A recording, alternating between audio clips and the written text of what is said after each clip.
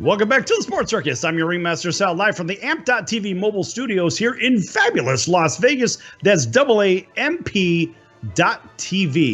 An important message for consumers, business owners, and managers for information on the best high-speed internet, satellite TV service, cell phone service, identity protection, home and business security and automation, credit card processing, plus savings on electricity and gas bills. Contact 702-799-9935 for more information. 702-799-9935 for more information.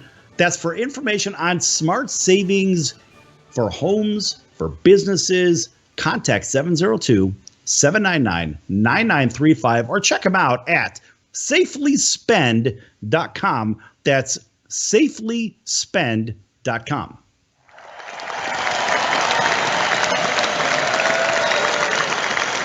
And a big welcome back to everybody listening in on Magic 97.9 FM right here in Las Vegas. Talk 1490 WIRB and our friends over in Honolulu, CBS Sports 1500, all the way down to our friends over in Boston on, WBNW, all the way clear across the ocean, across the country. WBNW, that's Money Matters Radio, 1120 on the AM dial and 102.9 FM. And I'll tell you what, a whole bunch of points in between, all the way down to Corpus Christi, Las Vegas, and down in Miami. We're everywhere, folks. And also a big welcome to everybody watching us on hotel television from coast to coast and 650,000 hotel rooms, as well as those streaming at thesportscircus.com. Back here talking a little bit of baseball.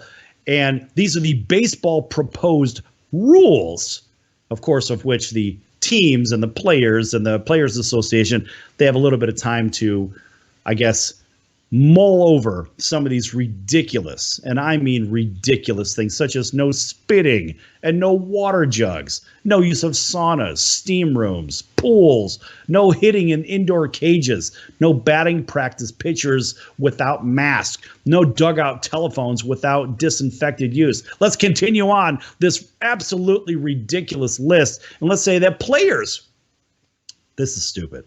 Players may not touch their faces to give signs. They're not allowed to lick their fingers. But let's go to the first one. They're not allowed to touch their faces to give signs. What do we see with our first and third base coach? What do we see? We see signals. We see all kinds of things. Okay, well, guess what? Some of those things, people are watching me on television. They can see what I'm doing. I'm touching my nose, I'm touching my ear, touching my chin, touching my nose, touching my ear, and touching my hat.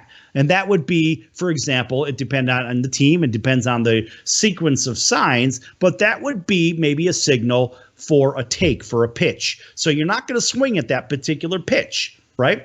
So if you're going to tell me, or if you're going to tell the coaches of the world, players or the coaches, because players and coaches may not touch their face to give signs. Players don't really do a lot of that unless they're cheating in baseball, another team for another time. My point is, if the coaches, let's just focus on the first and third base coach. If they can't do this, how the hell are they supposed to be given signs in the first place? It doesn't make any sense to me. The whole thing is a dumpster fire. It's unbelievable. All right, so let's just say they could use other indicators, maybe touch shoulder, swipe across the chest. And, well, they can't go back to their ear because that's part of the face, right? So let's say they go back, swipe their arms, touch their elbow, touch their fist, whatever the heck it is. Point is, it's a part of the game, and those coaches need to convey a message to the players. Now, back in Little League, it was a lot simpler because maybe a take sign was a coach, a first or third base coach, standing with his hands folded across his chest. Maybe that would be the take sign. Or maybe his hands would be on his hips, right? Looking like a chicken, like he was going to cackle or something. All right, maybe that would be the swing sign. I don't know. The point is, it's a lot more complicated as you go up. When you get into high school, it gets complicated. College gets complicated, more complicated. In the minor league system, it's even more complicated. And then, of course, in the big leagues, it's really complicated. My point is, you can't tell them, don't touch the face to give signs. That's completely ridiculous. Now, the other part of that statement was, well, they're not allowed to lick their fingers. All right, folks, let's go back to the cold weather days. Let's say I gave a cold weather example of rubbing a baseball down because you've got to try to rub some of that shine, some of that crap off the ball, some of that chemical mix, whatever the hell it was, when they made the ball in the first place. Now, if the players, let's just say on a cold day, you're not allowed to lick your fingers. You'll see a lot of times players can do that as long as they wipe. They have to wipe their jersey somewhere because they can't have the full moisture on their fingers. But in many cases, on a cold day, you'll see people blow into their hand because it's cold and they can't get any kind of grip, and they're just simply trying to warm their hands up. Well, guess what? Licking their fingers and blowing their hand is going to be ruled in the same way. So let's say we're playing baseball in September, October, in the cold weather, northern tier states. Now we have a problem. Let's say you're playing baseball up in Boston, in New York, up in Chicago. You're playing in Minnesota. And guess what? You're playing outdoors, even in Detroit. You're playing outdoors in Cleveland. You're playing outdoors, the northern tier cities. You're playing even in San Francisco on a cold summer day. Because remember, what was it? I think the phrase was the coldest summer day, or the coldest winter day was the summer day in San Francisco. That's when the weather is actually very cool in San Francisco. For all those that don't know, it's the summertime. My point is, when you're playing in a cold day, you need to kind of blow in your hands, wipe your hands, do something. And if you can't allow them to lick their fingers, blow in their hands, what are we talking about here? This whole thing is a bigger dumpster fire than what you think. And believe me, the list goes on. Teams are encouraged to hold meetings outdoors. Players must be spread apart. Now, I'm okay with that as long as it is a practice facility somewhere. But you can't have a meeting with somebody or because you have to do the social distancing garbage, right? Well, if everybody has to be 6 feet apart, well, how the hell are you supposed to accomplish that? I mean, you're going to need an arena, the whole arena floor just to have a meeting. That doesn't make sense. The whole thing is, let me tell you something, it gets worse. So let's talk a little bit more. Now, the seats in the empty stands near the dugout should be used to maintain distance according to a diagram in the 67-page manual that kind of came out outlining some of these rules and regulations. And the next day starting pitcher can't sit in the dugout on top of it. Come on, man. The next day starting pitcher is supposed to sit in the dugout. There's a lot going on. Now, I know as a starting pitcher, that was my thing. That was every other starting pitcher out there. It's the same thing. You sit in the dugout. Look, if you're not doing balls and strikes, you're not keeping score of the game, you're supposed to track pitches, right? And let's just say you don't track pitches. You're still a part of what's going on in the dugout. And the whole thing is a mess because that starting pitcher for the next day is supposed to be out there. They're supposed to be in the dugout. They're supposed to be with their team, talking with the pitching coach and the bench coach about what that same team is going to do maybe tomorrow. Here's what they're doing today. Here's what we can expect tomorrow. But you get a play-by-play, a pitch-by-pitch accounting of what in the world's going on with the team that you're going to be facing, how your team is going to put pressure on them, et cetera, et cetera. It's good mental psyche. You've got to have that. You can't say that the next day's pitcher can't be in the dugout. That is complete and utter lunacy. I don't get it. He can't watch it at his house? Now, of course. He's not allowed to watch the baseball game at his house? Is it banned? No.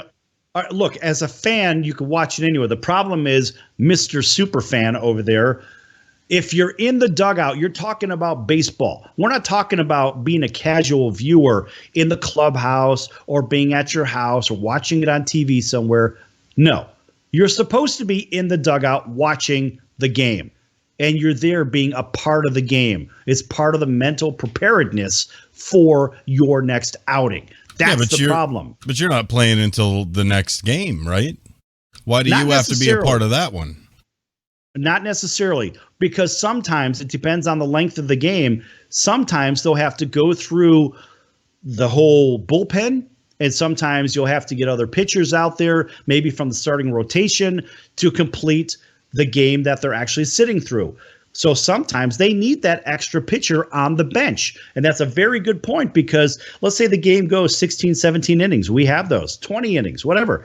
Point is, you're going to burn through a pitcher staff. What if it's a very important baseball game and it's a divisional game where maybe you're trying to determine who the leader is going to be, and this has everything to do with home field advantage and all this other stuff. You need those pitchers on the bench because let's face it, you need every warm body that you have on your pitcher staff to be ready to jump in the game if they need to. So if they say, hey, Sal, get over there in the bullpen right away. Go warm up because we need you. I know you're starting tomorrow, but we're going to have Joe start tomorrow because we need you out there today. And we need someone that can kill a few innings for us. Maybe, eat 2 or 3 innings possibly if this goes a little bit longer because nobody's scoring in this game. Right? So you're going to send the lefty out there. That's me. You're going to send the lefty out there out of the bullpen. And I was tracking pitches all game, but you need that warm body out there because it's not fair and reasonable to short your team one of your key pitchers. You can't do that. And the key pitchers are the guys that are going to start the next game. It's a bad situation. You know what I mean? The 2 things that I'm taking away from this list before we go to break is, first off, baseball players are disgusting. I mean, being able to spit and scratch and throw used half-drank Gatorades on each other and everything else, all the other craziness they do. The second thing is these, you would be all for it. These rules are trying to let you have baseball because without them, full-fledged baseball is not going to be very safe.